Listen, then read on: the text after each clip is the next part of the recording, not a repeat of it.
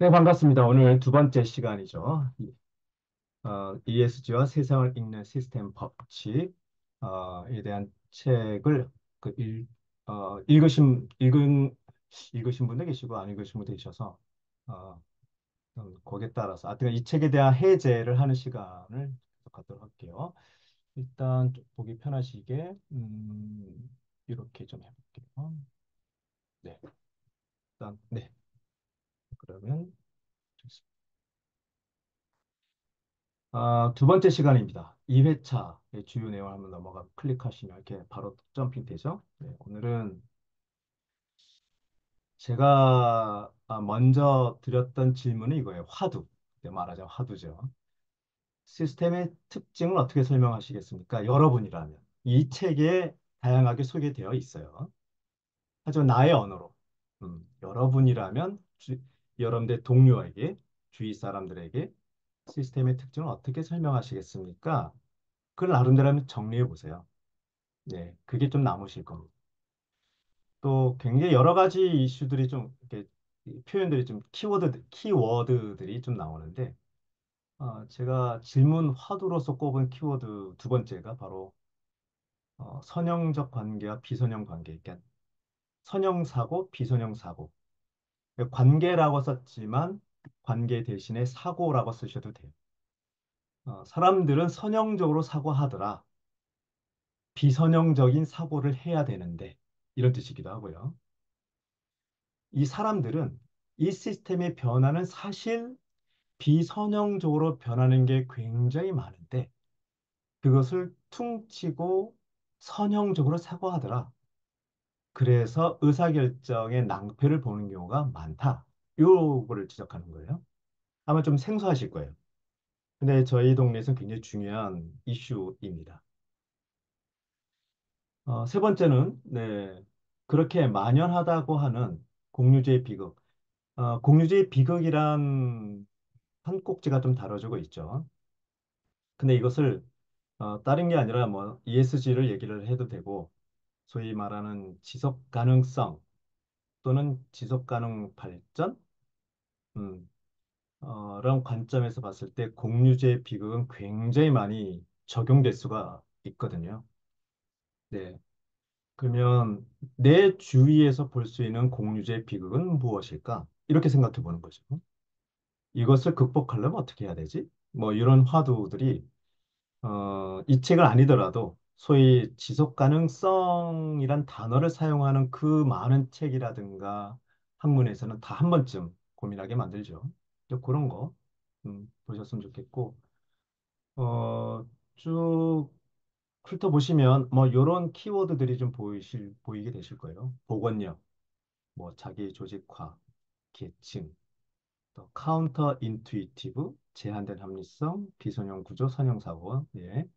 시스템의 경계니 또 한계라는 얘기도 나오는데 그 책에 있는 표현을 그대로 제가 옮겨 적지는 않았어요. 예컨대 이것도 음, 한계, 영어로는 리밋인데 사실은 한계라고 쓰고 자원의 크기라고 읽어도 됩니다. 네. 우선 자원의 크기가 많은 상황에서 사실 한계가 별로 안 느껴지는 거라는 거거든요. 그래서 풍덩풍덩 쓴다는 거예요. 자원을.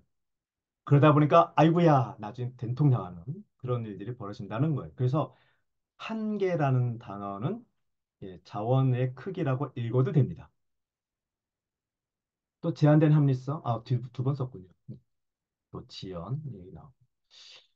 정책정, 이것도 이 정책정이라는 것도 굉장히 저희가 즐겨 다루거든요. 왜냐?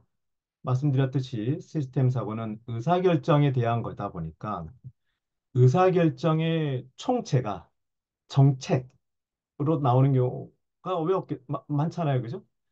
그러니까 경영에서는 정책이라는 표현을 쓰지는 않지만 국가 경제 뭐 행정 쪽에서는 정책이라는 단어를 쓰잖아요. 그래서 정책이라는 의사결정이 잘 될 줄 알았는데 아니네. 카운터 인투이티브하네. 직관과 다르네. 심지어 저항을 하네. 그 얘기는 정책 때문에 저항이 생겼다는 뜻입니다. 예, 다시 말씀드릴게요. 정책 저항의 예, 되게 재밌는 표현이에요. 다른 데서 만나기 힘든 표현이에요. 제가 경험해 본 바에 의하면 정책 저항이 생기는 원인이 딴 데 있는 것이 아니라 정책 그노마 때문에 생겼다 뜻이에요. 예. 그럼 다음에 정책을 어떻게 하라고? 예, 그런 고민을 던져주는 겁니다. 또 공유제의 비극 말씀드렸듯이 또 주역에 다뤘고, 거기 그 표류하는 목표, 여기 책에는 다른 식의 표현이 있었을 거예요. 여기 표류하는 목표에서부터 요 내용들은 약간 일반화된 표현들이에요. 저희 동네에서. 그러니까 특히 이제 피터생의 학습하는 조직이라든가 또 일반 제가 추천하는 김동완 교수의 시스템 사고라 이런 책에서는 저런 식의 표현이 더 일반적으로 사용됩니다. 아키타입이라는 말로. 그래서 표류하는 목표, 아키타입, 군비 경쟁, 아키타입, 빈익비 부익부, 아키타입. 약간 템플릿 같은 게 있다는 거예요. 그래서 요거 아주 좋아요. 아키타입을 내가 잘 다룰 수가 있으면 시스템 사고 수준이 초급에서 갑자기 중급으로 확 올라갑니다. 예, 템플릿이거든요. 예, 이 시스템 사고를 잘하는 비법 중에 예, 하나가 저거예요. 뭐 그런 게 있고. 규칙 회비, 요게 사실은 이 저자의 특징이 좀 잘 나와 있어요. 그리고 GNP, 여기는 GNP를 주로 나눴죠. 그로스 내셔널 프로덕션. 근데 그로스 도메스틱 프로덕션 둘 다 양면성을 얘기를 한단 말이죠. 제가 민낯이라는 표현으로 좀 바꿨었는데 사실은 이 저자와 음, 이 성장의 한계 저자들은 사실은 저 얘기를 많이 하고 싶은 거예요. 네, 사실은. 그러니까 우리가 GNP, GDP를 국가 경제의 기준으로 바로미터로 삼고 있잖아요. 이것을 국가 경제 발전의 바로미터로 하는 이러한 게 우리의 그걸 당연하게 받아들이고 있는 상황에서는 지구의 성장의 한계라든가 지구의 어떤 자원의 급격한 몰락 이것을 공유주의 비극 이런 것을 피할 수 없다는 이야기를 암묵적으로 대놓고 하고 있습니다. 예, 암묵적이라는 뜻은 정확하게 그렇게 표현하지 않아요. 하지만 대놓고 한다는 뜻은 정말 구구절절 여러 군데에서 이걸 얘기하면서 막 몰아가고 있거든요. 저 역시 마찬가지예요. 네, 저 역시 제가 하는 모든 활동들은 우리가 당연시 여기는 GNP, GDP에 대해서 의심을 품게 하는 활동입니다. 저의 활동. 의심, 에포케, 기억나시죠? 예. 또 그런 이야기가 좀 되어 있어요. 그래서 한번 좀 볼까요? 자, 그래서 책을 한번 보시죠. 자, 지금 책을 보시면서 그 쪽집게 강의처럼 밑줄 짝 한번 해보도록 할게요. 네. 자, 133쪽부터 아주 묘한 이야기가 나옵니다. 예. 사실은 이게 이 저자, 제가 너무너무 사랑하고 존경하는 도날드 메도즈가 아니라 제 다른 사람이 제목을 이따위로 썼으면 저는 멱살 잡고 싸웠을 거예요. 자, 제 뉘앙스 아시겠어요? 제목이 뭐라 돼 있습니까? 시스템이 훌륭하게 작동하는 이유라고 돼 있어요. 제가 왜 멱살 잡고 싸울 정도로 흥분했을까요? 시스템은 가치 중립적입니다. 시스템이 작동되고 있는 모습을 어찌 감히 훌륭하다고 얘기할 수 있냐고요. 그러면 어떤 것은 훌륭하고 어떤 것은 훌륭하지 않다는 얘기가 되는 거 아니겠어요? 여기서부터 의심을 한번 품어보세요. 예. 그럼에도 불구하고 저자는 왜 이렇게 얘기했을까? 이것도 재미있는 주제거든요. 제가 다른 사람이 아니라 도넬라 메도즈가 이렇게 썼으니까 제가 넘어가지. 제가 그 어떤 교수라도 이렇게 썼으면 제가 막 크리틱을 했을 거예요. 무슨 소리냐. 예컨대 훌륭하다고 한다면 누구의 관점이냐 이거예요. 네, 뭐 이런 식으로 딴지를 걸고 싶었었던 거예요. 그래서 한번 좀 고민해 보시고 134조 예, 회복 탄력성 드디어 리질리언스 나오죠. 좀 뭐 그 지속 가능성이라든가 뭐 생태 쪽에 좀 소위 껌 좀 씹어봤던 사람들은 리질리언스는 다 아실 거예요. 그죠? 네, 그죠? 자, 리질리언스의 또 다른 모습을 좀 소개해 드리죠. 그러니까 여기서 얘기한 리질리언스의 내용을 시뮬레이션으로 직접 한번 보여드리고 싶어요. 음. 자, 이렇게 썼습니다. 네. 자, 이거는 직접 네, 유튜브를 보시는 분들이 이 링크를 통해서 보실 수가 있고 또 여러분은 채팅창으로 한번 드려볼게요. 네. 자, 리질리언스 복원력은 좋은 건가요? 나쁜 건가요? 여기서 시작되는 거예요. 이 질문은 어떤 질문이에요? 아빠가 좋아, 엄마가 좋아의 질문이에요. 그죠? 자, 아빠가 좋아요, 엄마가 좋아요? 정답은 용돈을 누가 많이 주는지. 정답. 상황에 따라 다른 거 아니겠어요? 상황에 따라. 자, 제가 여러분들로 하여금 좀 헷갈리게 만들게요. 예, 의심을 품게 해드릴게요. 여기서는 회복 탄력성을 좋은 의미로 얘기를 하고 있어요. 그래서 제가 일부러 저 제목을 저게 단 겁니다. 리질리언스는 좋은 건가요? 한번 의심해 보세요. 제가 여기서 가치 중립적이지 않느냐 등등 했는데 그래서 들어가 보시면 일단 이 제가 이거는 앞으로 제가 계속 확대할 생각이긴 해요.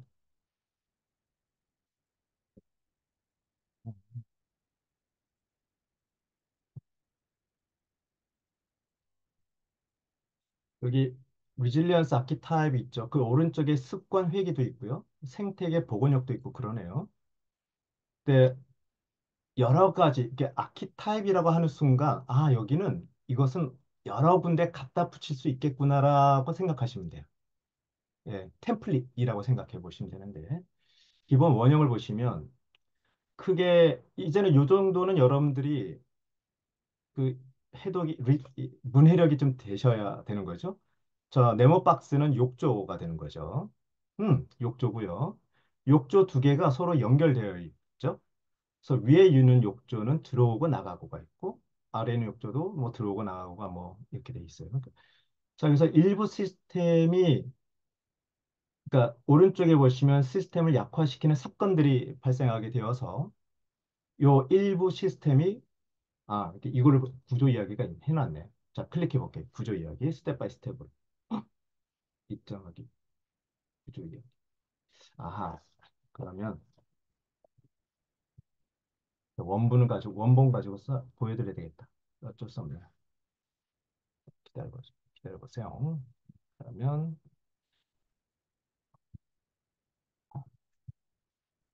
네.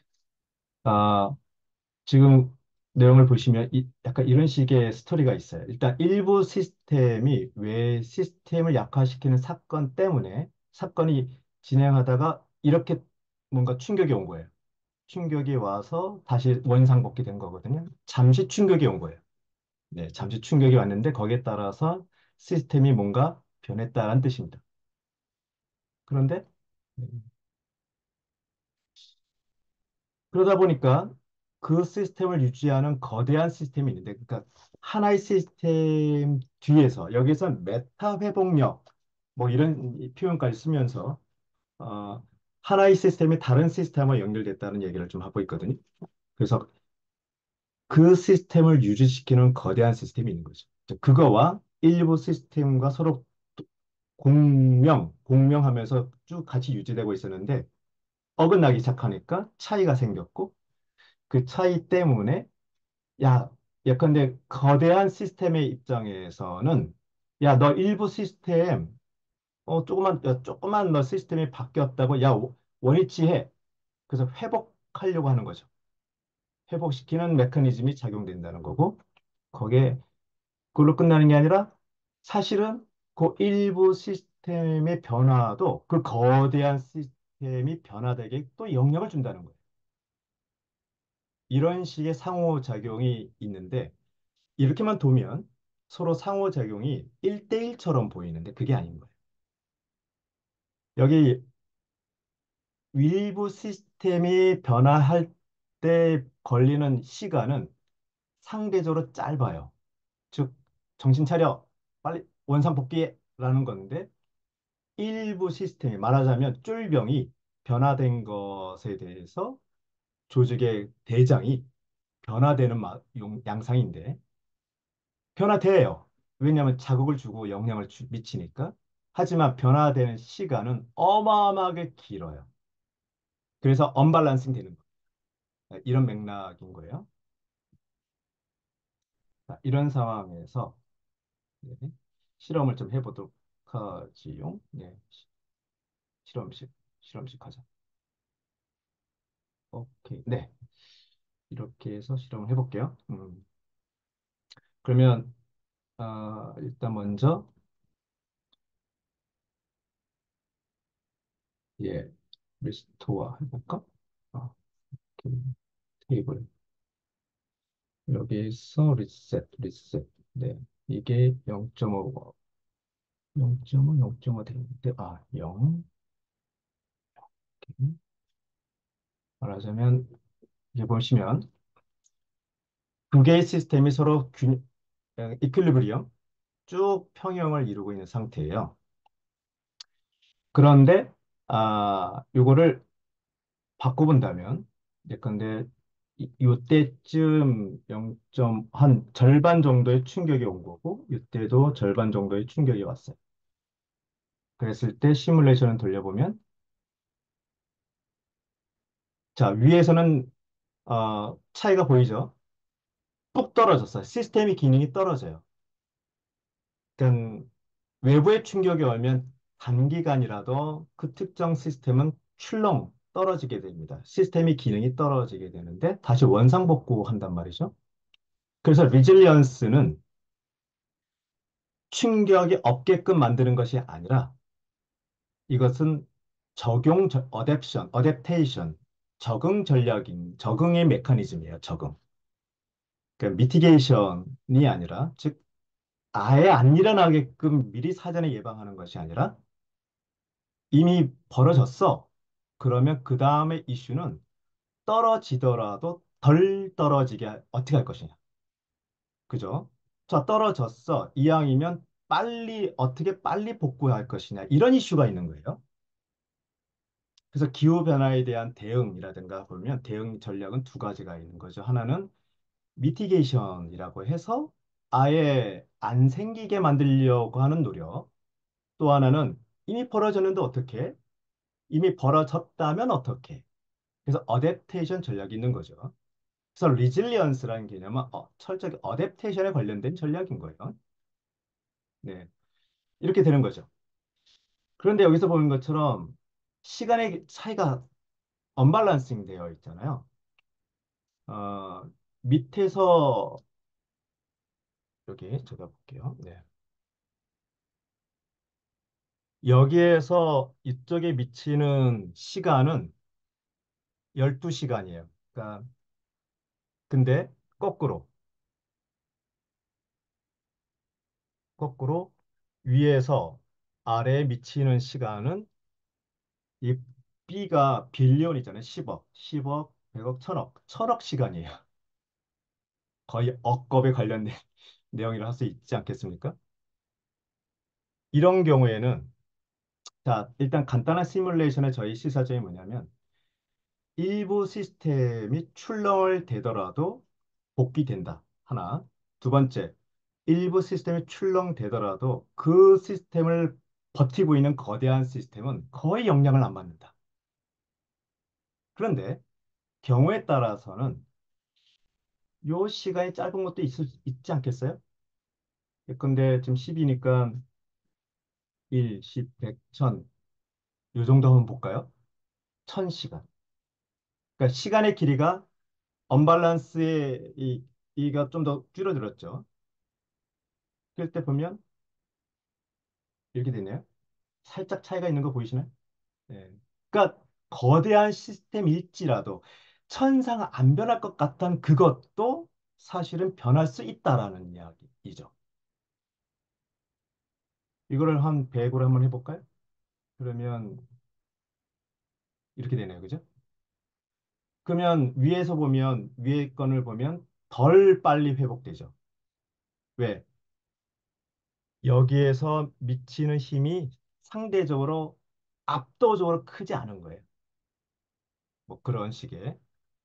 그러니까 간단한 시뮬레이션을 통해서 아마 이 시간 끝나고 나가서 그 링크를 좀 다시 제가 손 볼 거니까 여러분들은 나중에 그 제가 한 놀이했던 것처럼 놀아보시면 될 거예요. 따라서 이런 시스템이 좋은 거냐 이거. 근데 제가 습관 회귀로 한번 넘어가 볼게요. 습관 회귀. 즉 우리가 없애고 싶은 특정 습관이 있다 칩시다. 근데 이 습관은 이 습관으로만 작동하지 않고 다른 거하고 다 연결되지 않겠어요? 그죠? 늦잠 자는 습관이 그 늦잠, 잠자리 시간하고만 관련이 있겠어요? 내 모든 다양한 거가 다 얽히설키 연결되는 거 아니겠어요? 그죠? 그래서 이 습관을 유지시키는 또 오래된 습관이 있는 거죠. 이것은 서로 상호작용되는 상황을 보면 이렇게 봐요. 습관. 네, 이렇게 볼까요? 네.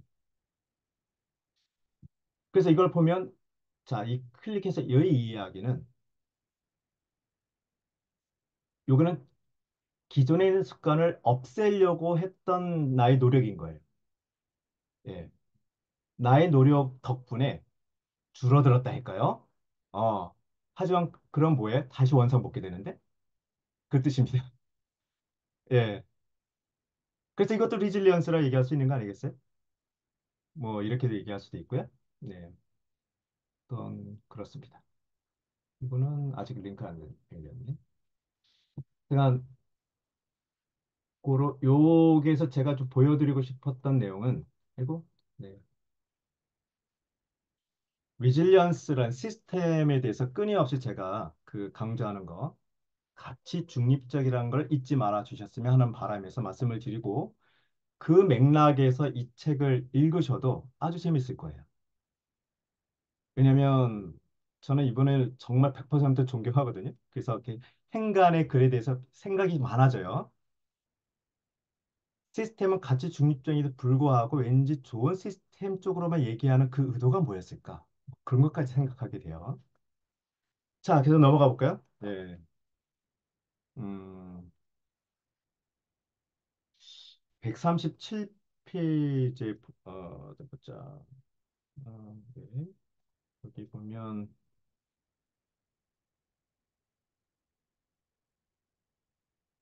137페이지에 볼까요? 여러분, 요 문장, 맨 위에 있는 문장, 사람들은 이라고 생각하는 문장을 읽으실 때 어떤 느낌이 드셨는지 모르겠네요.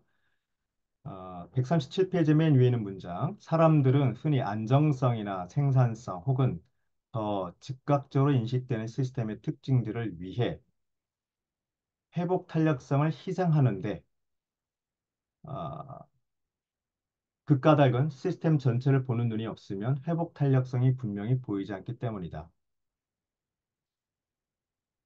그러니까 즉각적인 혜택 때문에 회복 탄력성이 줄어든다. 뭐 이런 얘기도 하네요.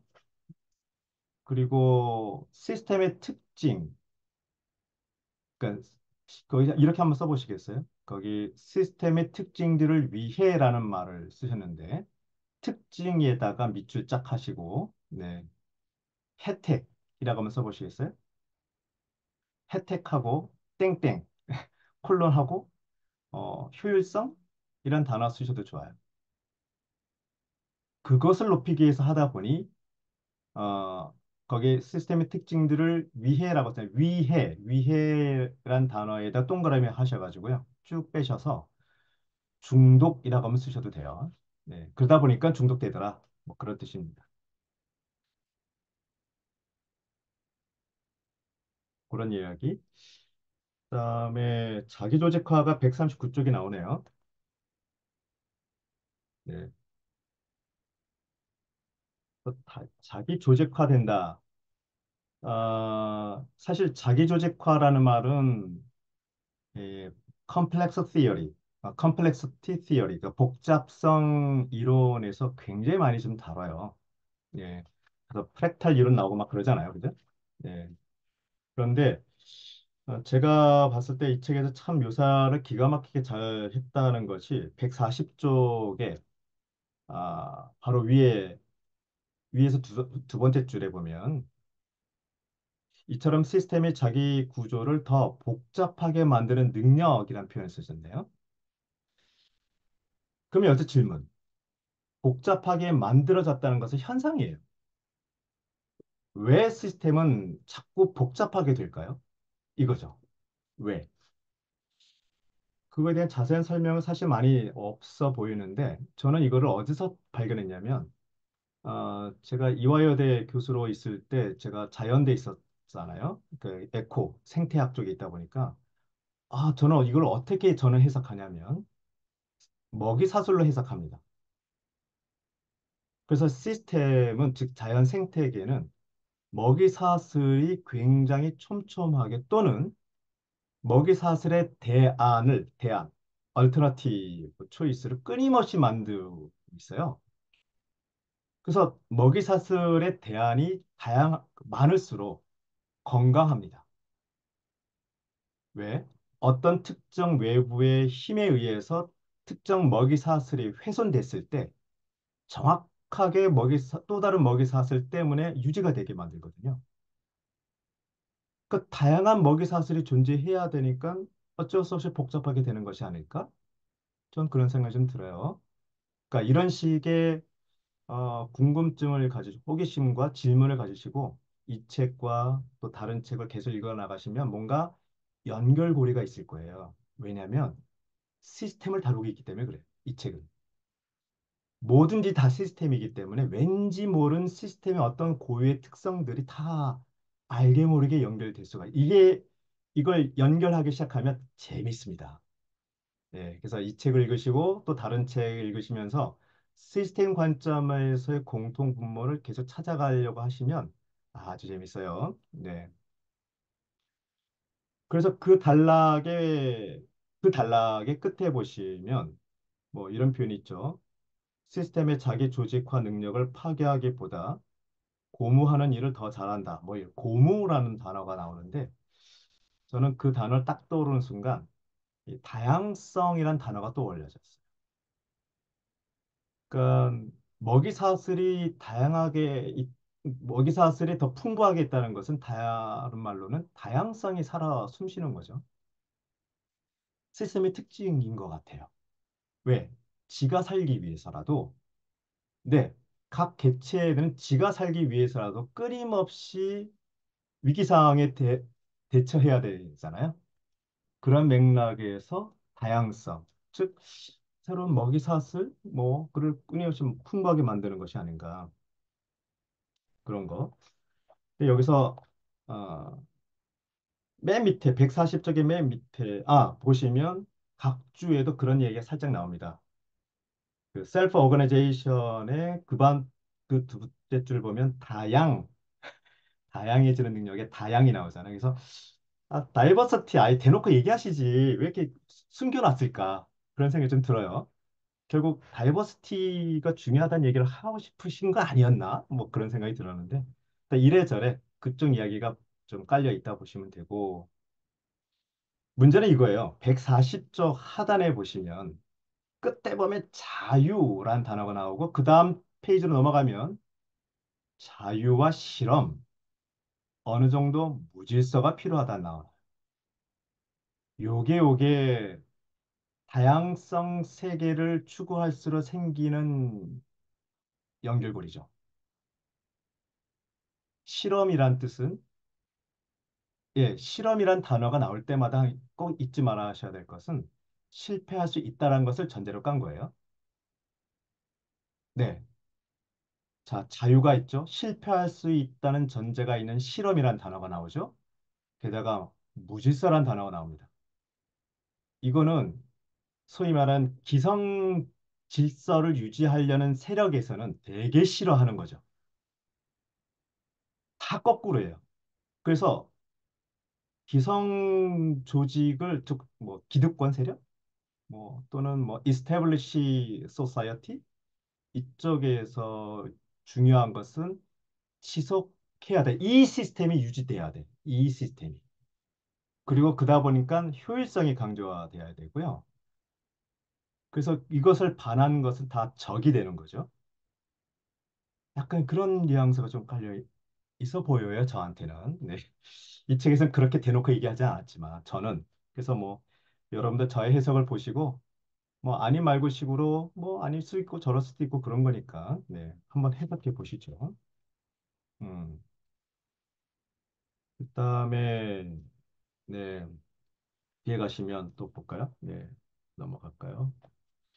네, 밑줄 거는 많은데 다 하기단에 좀 걸려서 계층으로 가볼까요? 계층? 음, 144쪽이요. 이 144쪽의 계층을 갈 때는 꼭 하나 같이 언급하실 내용이 좀 있습니다. 제가 한번 판서를 좀 해볼게요. 판아키. 이 판아키라는 단어를 챗GPT를 이용하시든 뭐 여기 뭐 위키피디아를 이용하시든 구글 검색하시든 네이버 검색 빼고요. 네. 네, 구글이나 위키피디아나 뭐 챗GPT나 인공지능 통해서 한번 확인해 보세요. 이게 그냥 단순히 계층이란 단어보다는 더 잘 설명하는 것 같아요. 이 책의 취지를. 그러니까 어느 한 시스템은 그 상위 시스템이 있다 이거죠. 근데 이것이 서로 상호작용하더라. 뭐 그 얘기예요. 여기도 계속 그런 얘기 하고 있는 거니까요. 그래서 계층 얘기 나옵니다. 어, 146쪽에 보면 그거보다는 예, 먼저 148쪽을 보셔야 돼요. 이게 기가 막힌 표현이 나오는데 예, 이거 찾아보실 수 있나요? 그 148쪽에 보면 단락이 세개가 나오는데 세 번째 단락의 시작이 만일로 시작하죠. 그 위로 쭉 올라가시면 코끼리에서 출발하는 것이 아니다라는 표현이 있어요. 찾으셨나요? 오케이, 그 바로 다음부터 밑줄 그어볼 거예요. 자, 코끼리에서 출발하는 것이 아니다. 그 다음부터 밑줄입니다. 계층의 본래 목적은 언제나 출발점인 하위 시스템들이 더 잘 작동하도록 돕는 것이다. 야, 저는 이런 표현을 듣도 보지 못했어요. 와, 여기서 이런 표현을 썼네. 그러면 상위 시스템은 왜 생겼냐 이거예요. 네. 이런 현상을 또 얘기하는 게 옆에 빈 여백에다 한번 써보시겠어요? 파킨슨 원리. 예. 파킨슨 원리는, 어, 사람이 많아지면 일도 많아진다. 소위 말 공무원이 계속 늘어나는 거에 대한 그거를 좀 설명하기 위해서도 좋은데 파킨슨 원리는 굉장히 유명합니다. 그래서 그런 파킨슨의 내용도 한번 나중에 검색해서 요하고 비교해서 보시면 좀 재밌어요. 아무튼 이게 시스템은 상위 시스템이 계속 만들어져 가는 과정에 있단 말이에요. 아마 자기를 위해서인 거예요. 자기를 보호하기 위해서. 자, 여기에서 또 어디로 흘러가야 되냐면 어, 존 스튜어트 밀의 자유론이라고 좀 빈 옆에다 써주시겠어요? 음, 존 스튜어트 밀의 자유론. 아, 제 홈페이지에서 자유론을 치시면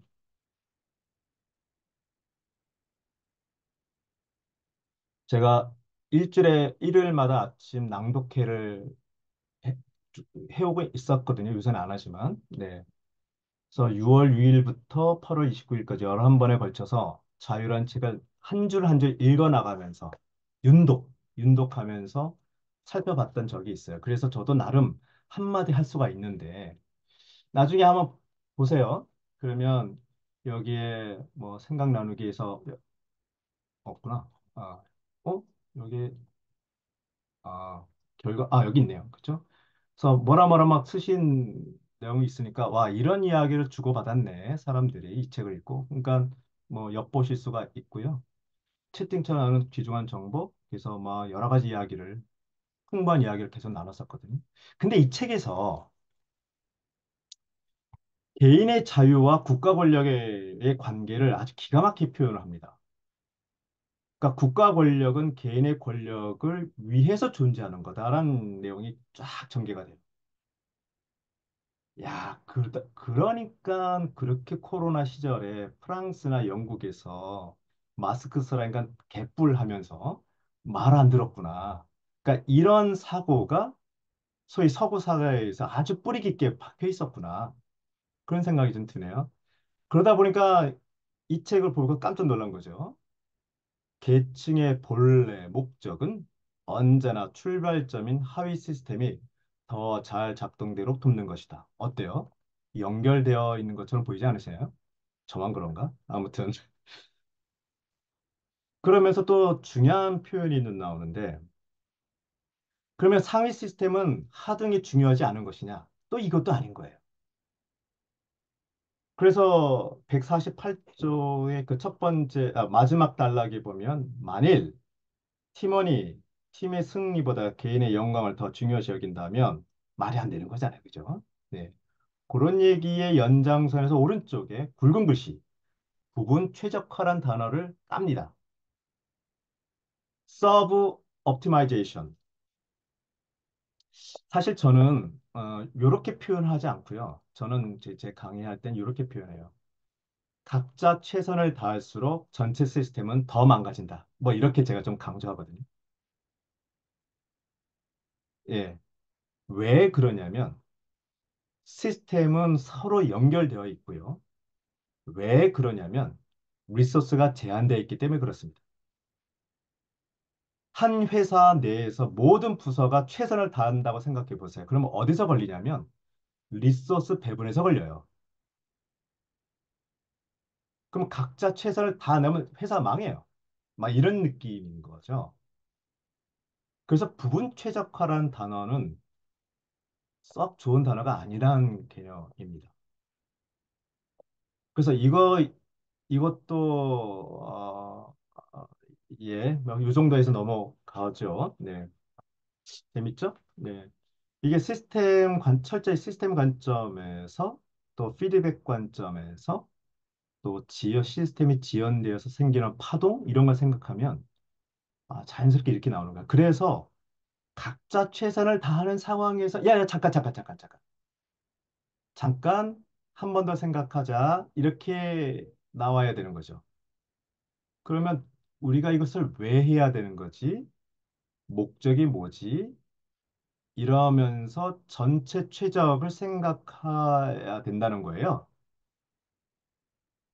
그러면 사실은 이 책에서 그렇게까지 대놓고 얘기하지 않았지만 전체 최적을 생각한다는 뜻은 일부 시스템이 희생된다는 뜻입니다. 네, 이 트레이드 오프예요. 예. 이 프로즈 앤 컨스, 장단이 다 있게 되는 거예요. 또 그런 이야기, 네, 말씀 좀 드리고 싶었어요. 전체 최적, 부분 최적. 그렇죠. 네. 음, 밑에 그 마지막 단락, 149페이지 마지막 단락에, 이렇게 살짝 말만 좀 바꿔볼게요. 동태적인 시스템이 잘 돌아갈 수 있는 이유라고 되어 있는데, 잘 돌아간다는 것은 가치 판단이 들어간 거 아니겠어요? 그래서 이거를 약간 중립적으로, 가치 중립적으로 표현한다면 그냥 동태적인 시스템이 유지될 수 있는 이유, 이 정도만 해주시면 저의 뉘앙스를 염두에 두시면서 이 책을 좀 비판적으로 읽을 수 있지 않을까? 그런 생각이 좀 들어요. 자, 151조 가볼까요? 우리가 시스템에 놀라는 이유, 즉, 카운터 인투이티브하다는 뜻이죠. 네.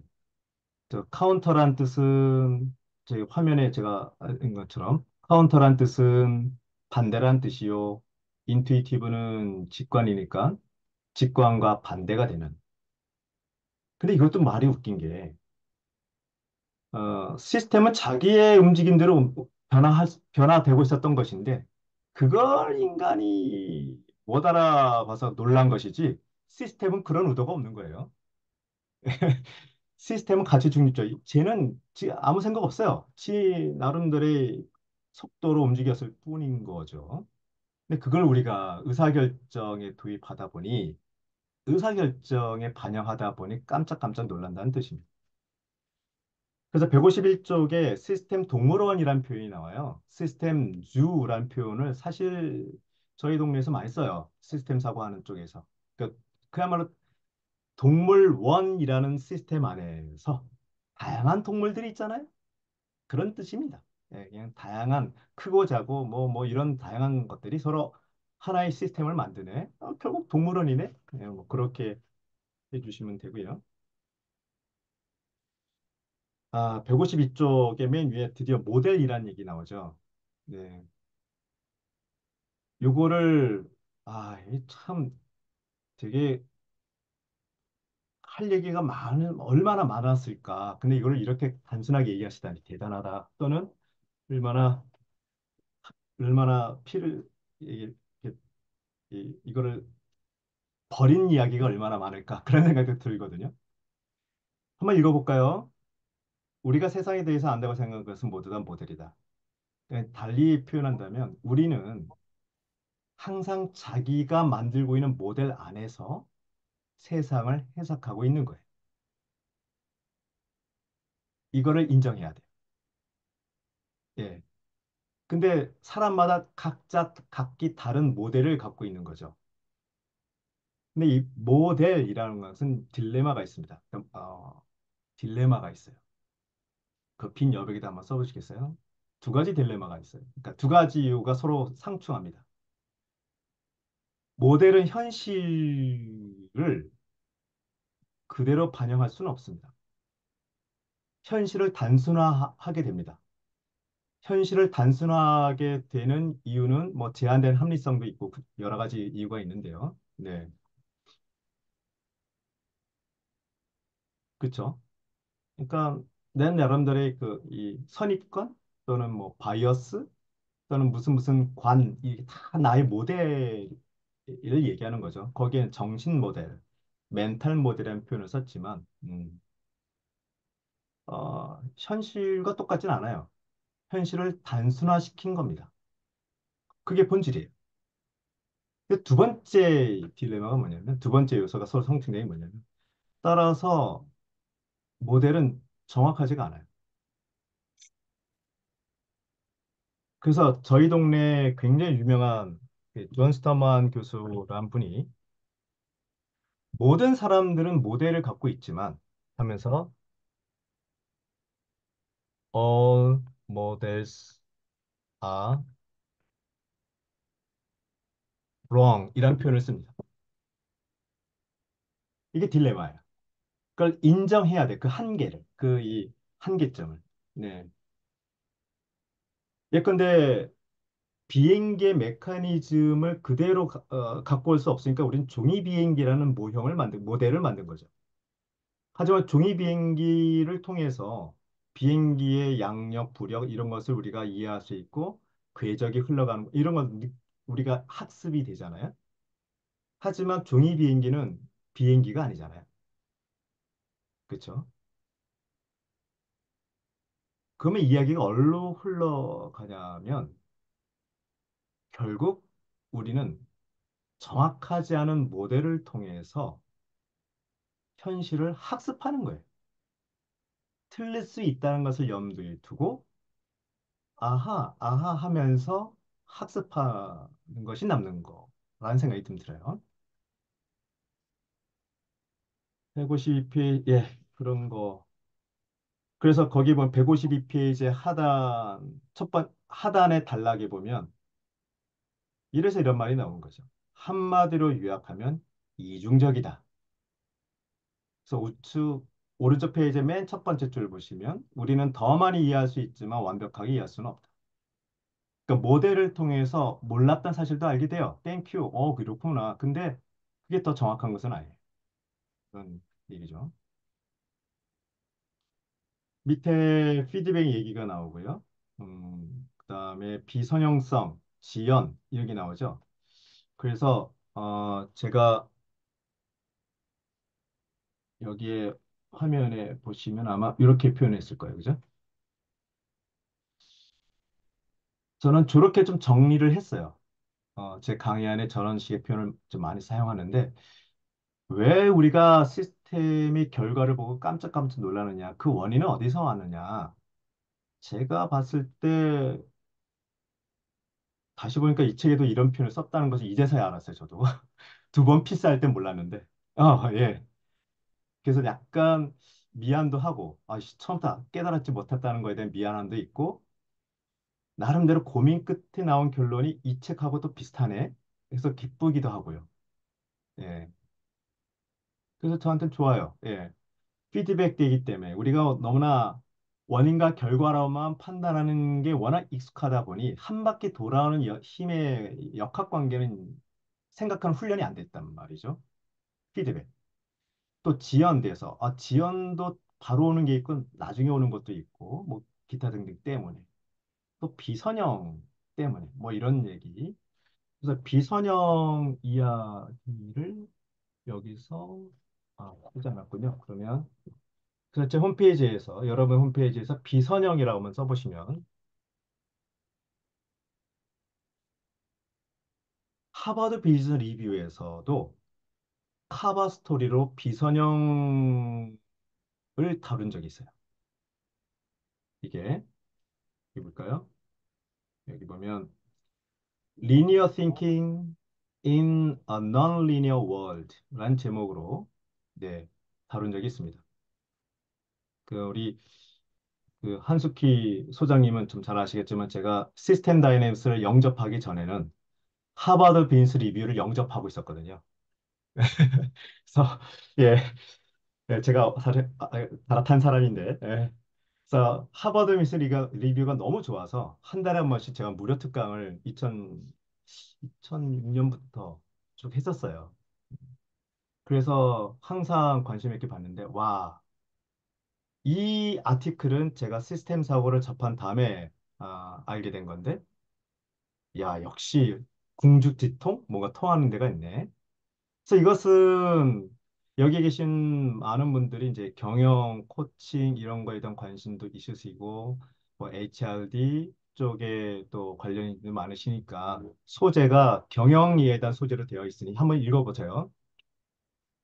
그럴 줄 몰랐네 하는 이 직관과 반대가 되는 이제 그런 것들을 많이 느끼실 수가 있고요. 실제로 이렇게 비선형 관계가 많구나. 근데 이것을 경영에 도입하면 돈 되겠네. 이 비용이 절감되겠네. 뭐 기타 등등의 아이디어도 아마 얻으실 수 있을 거예요. 보세요. 그래서 이런 밑줄 있는 거 한번 클릭하시면 답이 나와요. 뭐 이렇게 클릭하면 답이 나와요. 이런 식으로. 네. 제일 좋은 거는 이 원문을 읽으시는 게 제일 좋고요. 네, 그걸 제가 내용을 좀 재구성한 거니까 같이 보시면 더 도움이 되실 거예요. 그래서 비선형 관계는 이 정도로 해서 퉁치고 지나가야 될 것 같아요. 할 얘기가 더 많지만 뭐 이 정도 해도 괜찮습니다. 네. 자, 계속 가볼까요? 네. 어,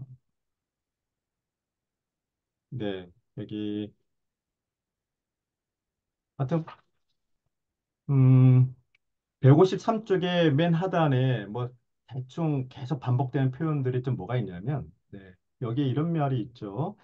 153쪽의 맨 하단 밑에 줄에 보면 여러분이 시스템의 속성을 모두 이해해도 결국에는 이해했다 치더라도 약간 그런 뉘앙스가 있어요. 이해했다 치더라도 깜짝깜짝 놀라는 빈도가 줄어들 뿐 여전히 계속 놀랄걸? 예, 왜 그럴까요? 그 이유가 이제 뒤에 나오는데 대표적인 이유 중에 하나가 바로 제한된 합리성이 해당이 됩니다. 자, 155쪽을 가볼까요? 155쪽에 보면 그게 첫 번째 단락의 도중도지에 보면 일련의 사건이란 표현이 두 번 나와요.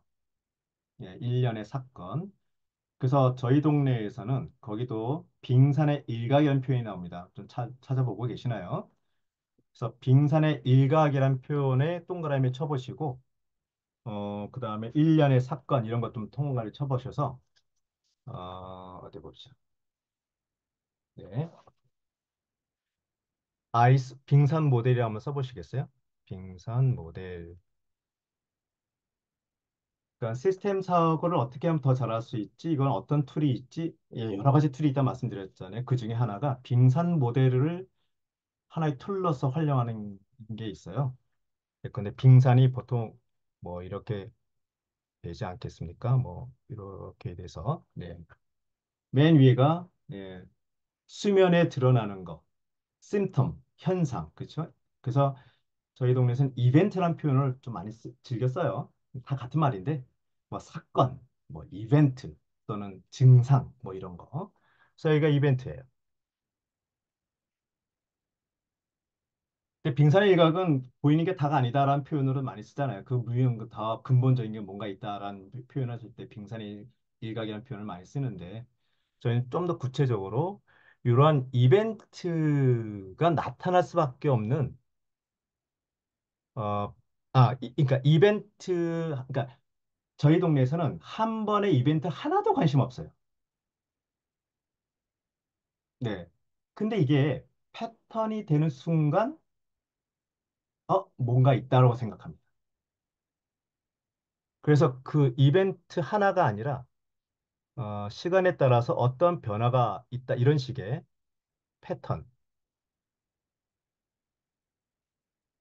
예, 패턴을 찾는 거예요. 그러니까 이벤트가 있으면 이벤트가 정말 문제가 되려면 그 이벤트가 계속적으로 어떤 식으로 과거부터 지금까지 있었지? 찾아보는 거예요. 자, 또 다른 설명을 드린다면 뿌리야 불났어요. 하나도 관심 없습니다. 진짜. 그런데 야야야 자세히 보니까 매주 월요일마다 불났어. 이런 식의 찾아보는 거예요. 근데 그 찾을 수 없으면 그냥 한 번에 이벤트를 끝. 심하게 말하면. 예. 근데 찾아보니까 패턴이 있네? 이거는 이런 패턴이 나올 수밖에 없는 구조가 있다는 거예요. 자, 이 구조를 이미지화, 시각화합니다. 비주얼라이징 하는데 두 가지가 있어요. 예. 구조를 시각화하는 방법이 하나는 CLD라고 하는데요. 이게 좀 써봐야 되겠네요. 예. 커절 루프 다이어그램. 이 책에는 없어요. 피터생의 책에 있어요. 그래서 번역을 한다면 인과 순환 지도라는 걸로 구조화합니다. 화살표로 설명 다 끝나요. 아주 간단해요. 예. 두 번째 시각화하는 방법이 이 책에서 언급된 겁니다. 예. 스탁 플로 다이어그램. 예. 스탁 플로 다이어그램. 저량과 유량이 어떤 식으로 서로 상호작용하는 거야? 이러한 구조에서는 이러한 패턴이 나올 수밖에 없겠네. 이렇게 되는 거죠. 자, 여기까지가 핵심이라고 볼 수 있는데 한 칸 더 있잖아요, 밑에. 사실은 시스템 사고를 하다 보면 구조를 분석하고 드립다 분석을 많이 하잖아요. 결국 어디까지 이- 가게 되냐면 저 마지막 단계의 빙산까지 가게 됩니다. 이미 많은 사람들이 이거에 대해서 얘기하고 있거든요. 이게 바로 멘탈 모델이에요. 즉, 저런 구조는 이러한 구조를 당연시 여기는 많은 사람들의 생각, 한 사람의 생각이 아니라 많은 사람들의 생각이 모여서 만들어졌다는 거예요. 자, 저렇게 빙산 모델로 마지막에 멘탈 모델을 언급한 이유는 결국 우리가 판단했을 때 바람직한 구조로 시스템을 변화시키려면 까짝까짝까짝 파라미터를 바꿔서 될 일이 아니다는 거예요. 생각을 바꿔야 된다는 뜻이에요. 그 생각을 바꾼다는 뜻은 사람들이 당연시 여기는 그 어썸션들을 의심 없이 진리라고 생각하는 것들. 그게 어썸션이라고 제가 말씀드렸죠. 예, 영영 그 사전에 보면 그게 첫 번째 데피니션으로 나와요. 증거 없이, without proof, 증거 없이 진리로 받아들이는 것. 네, 이게 assumption이라고 그러대요. 이거를 깨야 돼요. 이거를 깨기 위해서 제가 찾은 것은 에포케였던 거예요. 의심. 예. 어떠한 진리도 바로 받아들이지 않겠다라는 거죠. 이렇게 연결이 좀 되는 것 같아요. 그래서 이 빙산 모델. 그래서 아마 뒤에 다음 주에 우리가 얘기할 내용들이 아마 그런 내용들 좀 많이 언급이 될걸요. 네.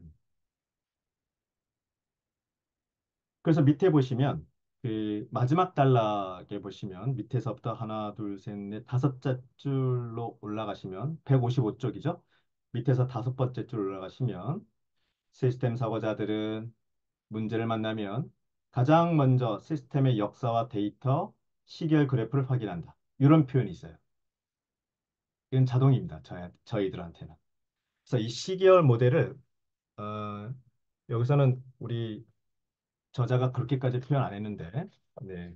거기다 옆에다 한번 써보시겠어요? 네. 그걸 BOT 소심하게 G 이렇게 씁니다. 네. 이게 아이고, 어디 있어? 어, 네, behavior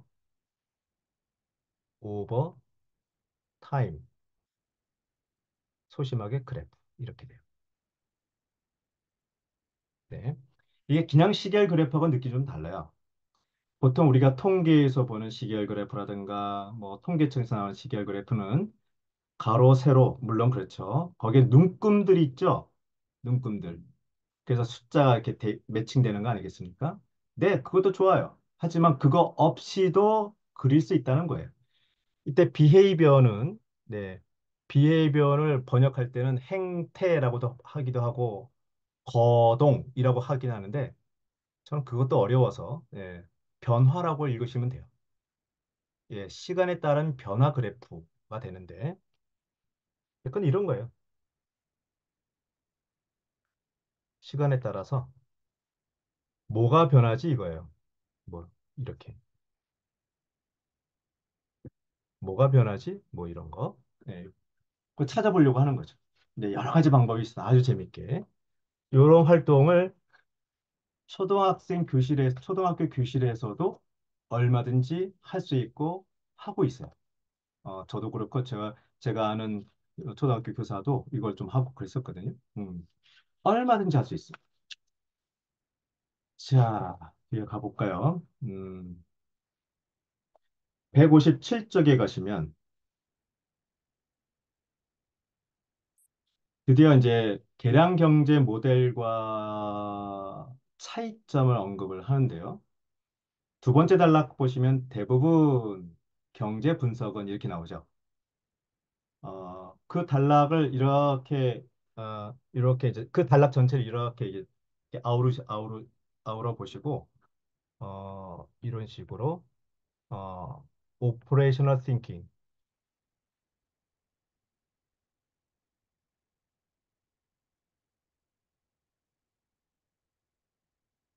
작동 원리 사고 지난 시간에 잠깐 언급했을 거예요. 음, 한 국가의 우유 생산량을 얘기할 때, 그 무슨 개수를 얘기하면서 GDP 얘기하고 인구 얘기하고 막 이렇게 해서 계산식으로 만들어주는데, 아니, 우유 생산량 얘기할 때 왜 소가 없냐, 암소가 왜 없냐, 그치? 네. 그래서 제 홈페이지에서 Operational Thinking이라고 검색하시면 그거에 해당되는 내용이 나옵니다. 그래서 그 차이를 좀 보시면 될 것 같아요. 자, 드디어 157쪽에 바로 그 얘기 나옵니다. 네, GNP 나오죠. 어, 이 책 저자는 GNP에 대해서 되게 유하게, 그나마 이 유순하게 쓰셨는데, 제가 이렇게 말씀드릴게요. 그 GNP의 민낯이라고 제가 그 홈페이지에도 썼죠, 그죠? 여기 민낯이라는 표현을 썼는데 생산에 대한 이야기가 나와요. 여러분, 공장에서 폐수가 많이 나와도 GNP는 올라갑니다. 잊지 마셔요. 예. 이산화탄소 배출을 많이 해도 GNP는 올라가게끔 되어 있어요. 그래서 GNP로 경제 지표를 삼는 것은 얼마나 어리석은지를 여러분도 확신하시고, 예, 주위 사람들한테 설득하셔야 돼요. 전도하셔야 돼요. 소위 말하는 성장의 지표로서 GDP, GNP는 말도 안 되는 거예요. 그럼 뭐가 되어야 되지? 이거 고민하셔야 돼요. 대안을. 각자가 나름대로 그거에 대한 목소리를 가지셨으면 좋겠어요. 예. 저는 그 대안으로서 성장의 지표의 대안으로서 그냥 제가 찾은 것은 행복이었어요. 예. 근데 GNP 높으면 행복하니? 그건 아니잖아요. 그죠? 예. 그런 거죠. 그러면 행복을 높이려면 어떻게 해야 되지? 고민해 봐야죠. 누구는 돈이 될 거야. 돈으로 다 살 수 있어 하지만 아닌 경우도 있죠. 이제 그런 이야기를 많이 하면 할수록 우리 사회가 좀 더 지속 가능하게 되지 않겠냐는 거예요. 그렇습니다. 또 159쪽에 비선형 사고 나오네요. 네, 아까 비선형 사고는 말씀드렸으니까 됐고요. 네, 됐고, 네, 쪽 부분 남았습니다. 존재하는 경계 나오죠. 아, 165쪽 가보실까요?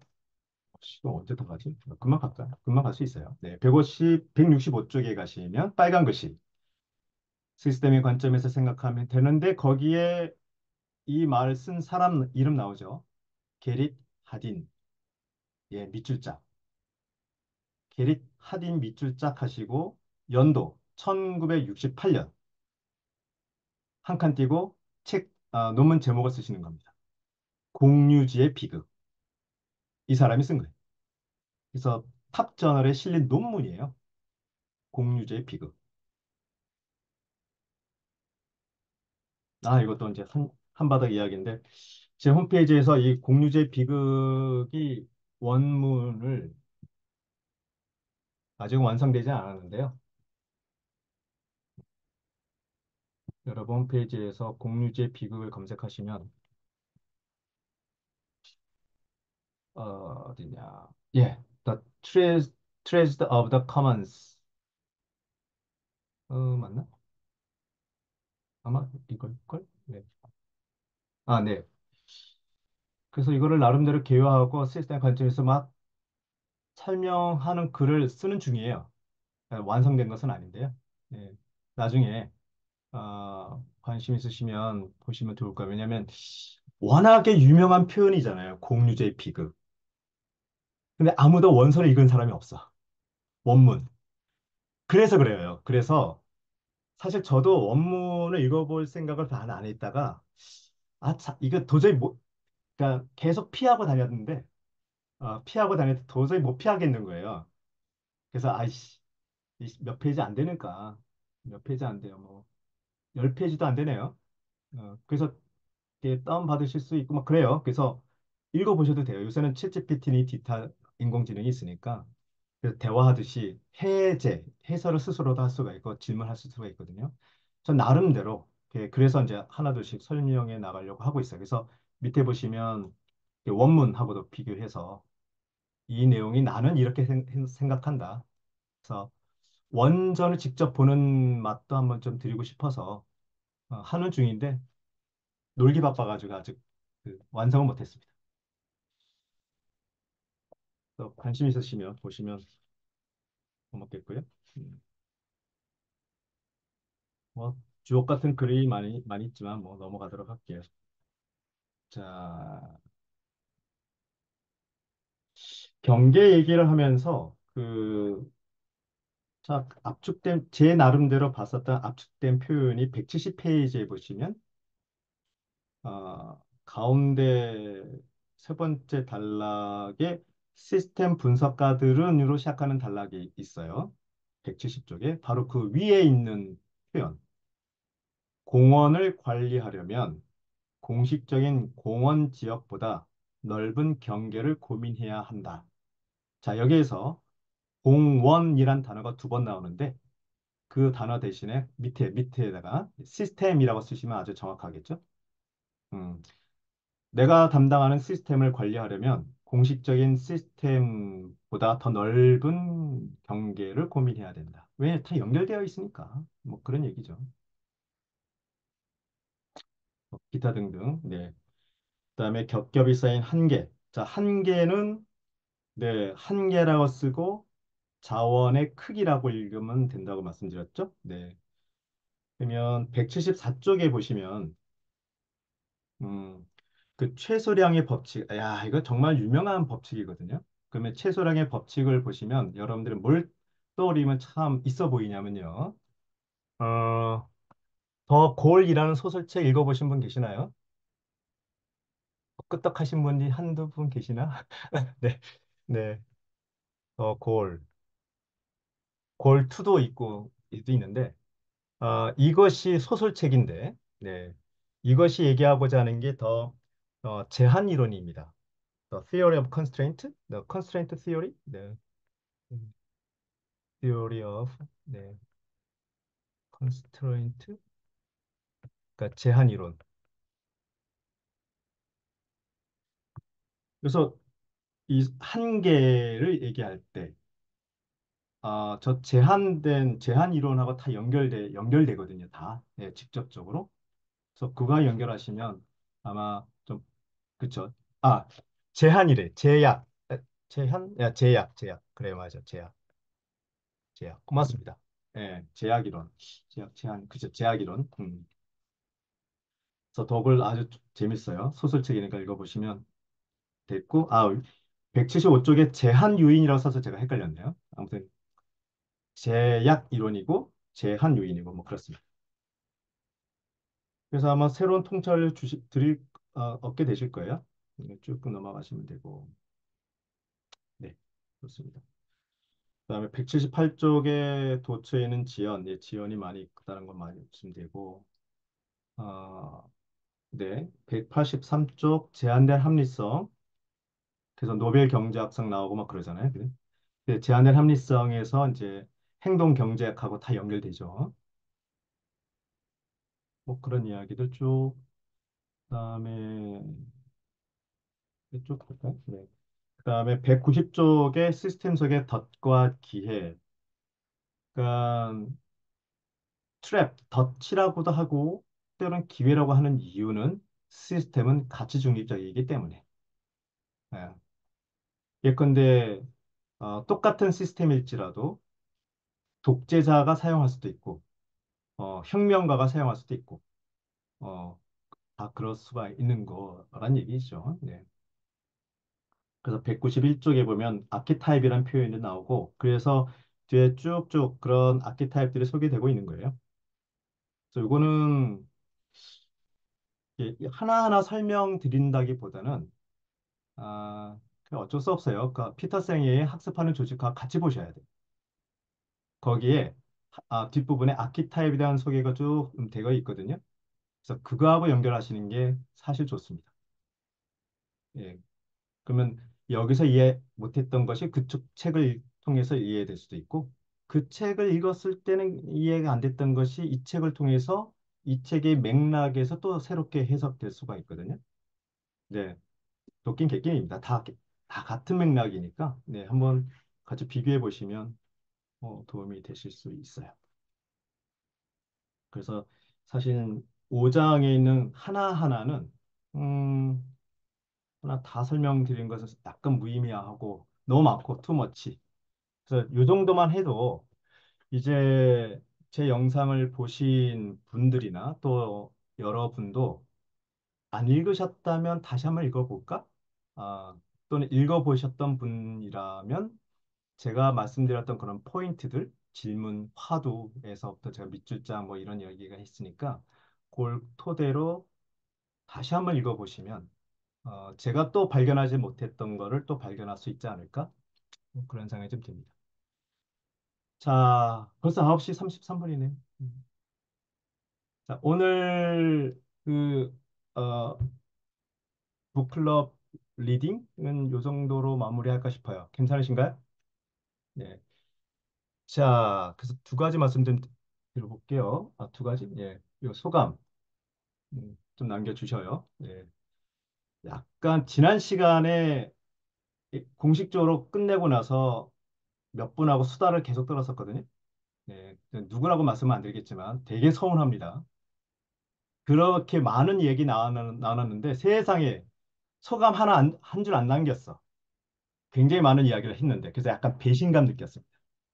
네, 그래서 오늘은 예, 이 공식적인 프로그램 이후에 이 수다 떠는 시간 안 가질 거예요. 저도 나름대로 삐졌기 때문에. 네. 그래서 여러분 하는 거 봐서 저도 하는 거니까 이 피드백이에요. 피드백. 상호작용. 그렇게 하도록 하겠습니다. 자, 괜찮으셨나요? 그러면 네, 뭐 간단하게 뭐 소감이라든가 질문 끝나기 전에 잠깐 좀 질문하고 싶다. 뭐 한마디 하고 싶다. 있으시면 좀 얘기해 보시죠.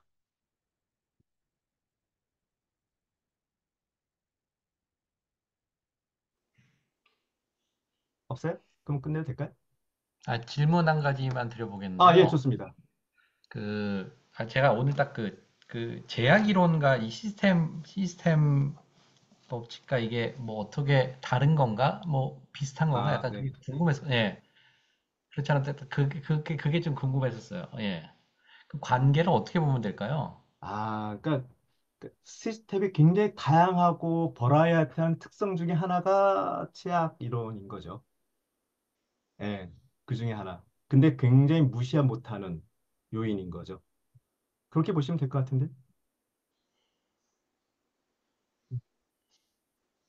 예컨대 뭐 제한된 합리성하고도 시스템 사고하고 다 그런 식으로 연결되고 왜? 어느 누구도 시스템을 완벽하게 이해할 수 없다. 따라서 불완전한 상황, 불완전한 정보 상황에서 의사결정하게 되다 보니까 결과가 또 카운터 인투이티브한 그렇게 나오게 되더라. 그런 맥락에서 이제 제한된 합리성이랑 그런 학술적인 결과물하고도 연결되는 거 아니겠어요? 뭐 이런 식인 거죠. 그래서 제약 이론도 다양한 시스템의 특징 중에 하나를 이론화시킨 거라고 보시면 되죠. 어디 봅시다. 네. 빙산 모델 밑에 메탈 모델 있다는 건 인상적이다. 그죠? 네. 정말 그래요. 어썸션으로 귀결되는 이유가 결국에는 음, 음, 이게 여기서 할 얘기가 좀 많아지는데 그 어, 지난 시간에 말씀드린 바 있는데 그러니까 사람을 탓하기 전에 그렇게 될 수밖에 없는 구조를 봐야 된다. 그리고 나 역시 구조의 한 구성 요소다. 이렇게 봐주십사 부탁을 드렸었잖아요. 어, 근데 사실 거기에는 또 그 숨어있는 이야기도 많은 게 시스템이 한 구성원 한 사람 한 사람에게 미치는 영향은 어마무시한데 한 구성원이 그 시스템을 바꾸는 힘은 되게 미약합니다. 이 언밸런스 돼요. 똑같지가 않아요. 힘의 균형이. 그래서 어떤 일이 벌어지냐? 절망감에 빠지고 무기력에 빠지게 돼요. 그건 당연한 거거든요. 사실 당연한 거예요. 그래서 제가 이제 어, 그런 얘기를 드려요. 한 개인이 시스템을 변화시키려고 할 때는 무기력에 빠지게 될 텐데 그것은 당연한 거다. 문제는 그 다음에 나의 태도는 내가 결정한다는 거예요. 예. 때로는 무기력에 빠져서 그래 될 대로 내라. 어차피 안 돼. 이렇게 할 수도 있고. 그럼에도 불구하고 뭔가 하게 되는 것도 있지 않겠어요? 이제 그럴 때 필요한 것은 연대라고 생각이 들어요. 예. 그러다 보니까 막막해요, 사실은. 빙산 모델에서 맨 마지막에 맨 하단에 있는 그래 멘탈 모델을 바꾸는 건 당연하게 교과서에는 그렇게 나온단 말이죠. 근데 현실에서는 그 멘탈 모델을 바꾼다는 뜻은 그 무수히 많은 사람들의 생각이 바뀌어야 된다는 건데 이게 어렵다는 거죠. 거기서 무기력감이 발생하는 것은 당연한 결과라는 것을 알고는 계셔야 돼요. 네, 거기까지 얘기를 안 하더라고요, 달. 네, 그 말씀 드립니다. 모델에는 딜레마가 있다고 하셨는데 멘탈 모델에도 예, 그렇죠. 네, 그렇습니다. 그 정도 말씀드릴게요. 조은현 선생님. 네. 그래서 멘탈 모델에 대한 관심을 가지시고 계속 키워드로 예, 그 생각의 끈을 놓지 않고 계속 그 이어가시면 재밌을 거예요. 네, 시스템 사고에 특히 이제 소위 대가라는 사람들이 쓴 책에서 그래서 결국 무슨 얘기를 하려고 하느냐 뭐 이런 거. 이 저자가 쓴 불세출의 책이 바로 성장의 한계예요. 성장의 한계에 어, 다음 주까지 한번 숙제 들어볼까? 예. 사셔도 되고 도서관에서 빌리셔도 되고 서점에서 서서 읽으셔도 되는데 성장의 한계의 맨 마지막 챕터의 제목이 뭔지를 찾아보세요. 이게 궁금하지 않으세요, 정말? 이놈의 지구의 메커니즘에서 해도 안 되는 이런 시스템의 구조가 있는 거를 연구했던 사람들이에요. 이런 사람들이 내놓는 해법이에요. 그 해법의 가장 마지막, 과연 뭘까? 예, 숙제를 드려보겠습니다.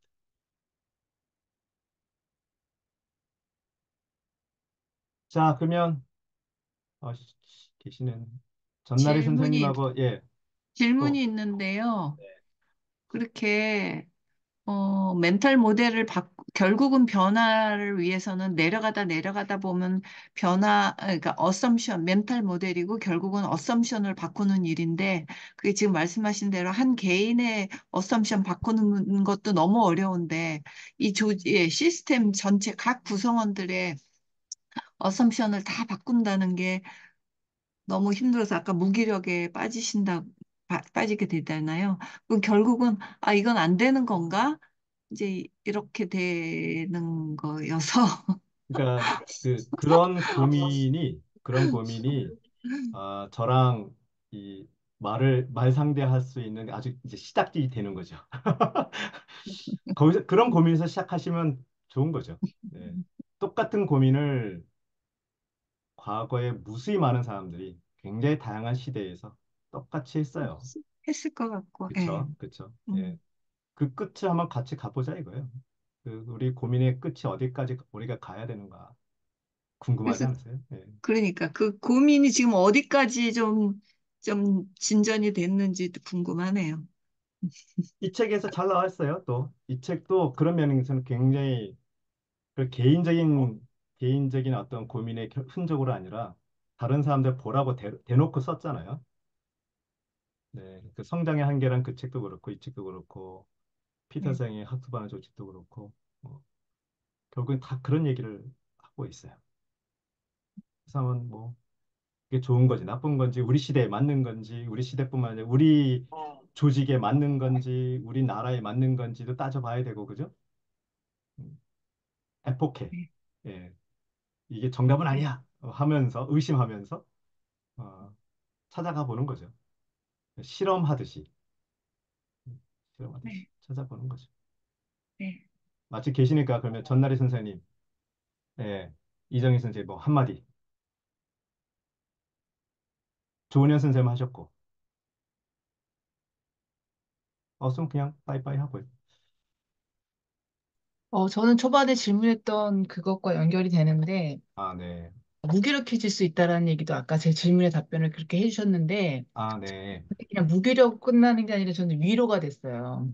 아, 누구나 예, 자주 맞아요, 맞아요. 그러니까 이 경험하는 게 당연한 거다. 시스템 예. 관점이 사실은 위로가 될 수 있는 게 음, 나만의 문제가 아니구나. 그쵸. 맞아요, 맞아요. 너의 문제도 아니고 나의 문제도 아니고 예, 예, 시스템 더 예. 큰 관점이 네. 좀 생겼어요, 아까. 예. 그래서 사실은 시스템 사고를 하게 되면 그런 맥락에서 자유로워진다는 표현도 가능해요. 네, 음, 예. 나만의 문제가 아니다. 음, 예. 그 말을 들으니까 생각나는 이제 구절이 있는데, 그 스카펫 박사의 아직도 가지 않은 길 있잖아요. 거기 제일 처음 문장이 인생은 고해다. 근데 고해를 아는 순간 더 이상 고해가 아니다. 이제 딱 그 철학이랑 비슷한. 네. 예. 우리 똑같은 인물로 유명한 사람 우리나라 배우 있잖아요. 그 러시아에 가서 깨달았다고 하는 박신양. 박신양? 박신양. 박신양. 응, 아, 아, 박신양. 아. 왜 맞아. 왜 인생을 행복해야 된다고 생각하느냐? 그렇지. 와, 맞아요, 아, 맞아요, 그죠? 맞아요, 맞아요.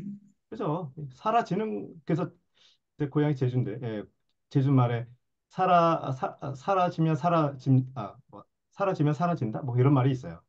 예, 아, 사라지는 거 뭐, 하여튼 그렇습니다. 또 전나래 선생님, 또 박기정 선생님, 또